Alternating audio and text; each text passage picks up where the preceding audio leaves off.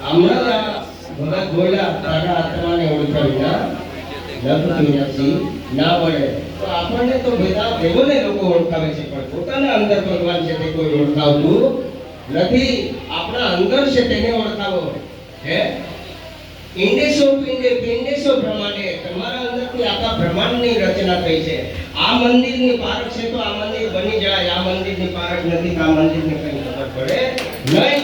આ મંદિર તોડો હું તો ઇન્સાનને બનાયા મગર કિસી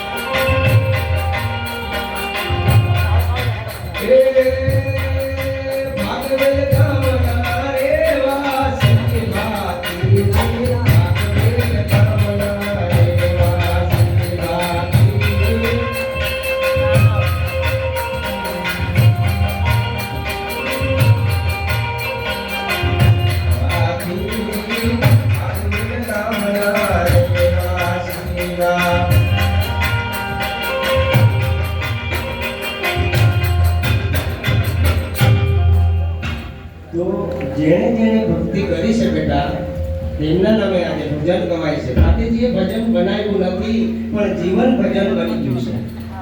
રામ ભગવાને ભજન બનાવ્યું નથી, તેને જીવન ભજન બનાવી દીધું છે. એટલે કીધું આગ લગી આકાશ में जड़ जड़ पड़े अंगार संत ना होते संसार में जल जाता ब्रह्मा. આ સંતો થકી આ બધી વાતો ટકી રહેલી છે પણ આપણે સંતને કોઈ ઓળખતા નથી. સંત વસ્તુ એવી છે બેટા આપણા અંદરની શંકાને બાળી ભસ્મ કરી દે તેને સંત કહેવાય છે.